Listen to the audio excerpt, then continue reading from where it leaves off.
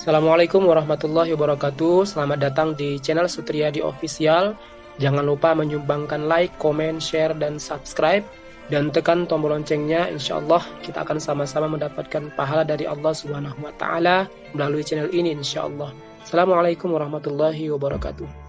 Bismillahirrahmanirrahim. Teman-teman sekalian, hari ini saya ingin kembali melanjutkan menjelaskan daripada surah Al-Baqarah. Dan kita masih ada di dalam pembahasan besar, yaitu 3 golongan manusia dalam menghadapi Al-Quran.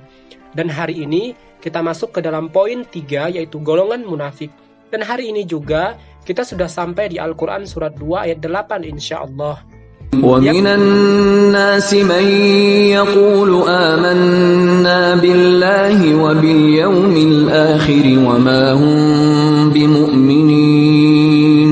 Artinya, dan di antara manusia ada yang berkata, kami beriman kepada Allah dan hari akhir, padahal sesungguhnya mereka itu bukanlah orang-orang yang beriman. Al-Quran surat 2 ayat 8. Siapa yang dimaksud Allah Subhanahu wa Ta'ala? Mereka mengaku melalui mulut bahwa mereka beriman kepada Allah. Maksudnya, mereka mengaku bahwa Allah itu Tuhan mereka. Tapi kenapa Allah katakan sesungguhnya mereka bukan orang yang beriman? Kalau seperti ini, kita tidak sulit untuk memahami bahwa mereka itu adalah orang yang berucap beriman, tapi perintah Allah Subhanahu wa Ta'ala lainnya mereka tinggalkan.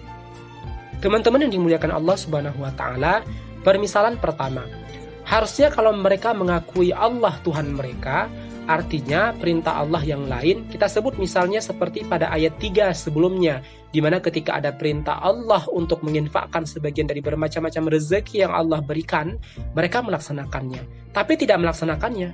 Sekalipun mereka melaksanakan, tapi yang dilaksanakan hanya menginfakkan materi saja, padahal materi tadi itu hanya bagian kecil dari rezeki yang Allah berikan. Padahal masih ada bagian lain yang harus mereka infakkan juga, seperti melaksanakan infak berupa usia dan kesempatan untuk beribadah kepada Allah dalam bentuk yang lain selain sholat, yaitu menginfakkan umur untuk kepentingan agama, sesama manusia, atau sebagai pemimpin atas rakyatnya. Tapi mereka tidak melakukannya. Maka ini tadi yang penulis maksud, perintah Allah yang lain mereka tinggalkan. Tapi kemudian mereka mengaku-ngaku sebagai orang yang beriman. Artinya, mengaku beriman di sini bukan hanya ketika sudah melaksanakan perintah Allah satu perkara saja, tetapi segala yang diperintahkan, diikuti dengan meninggalkan segala yang dilarang untuk ditinggalkan.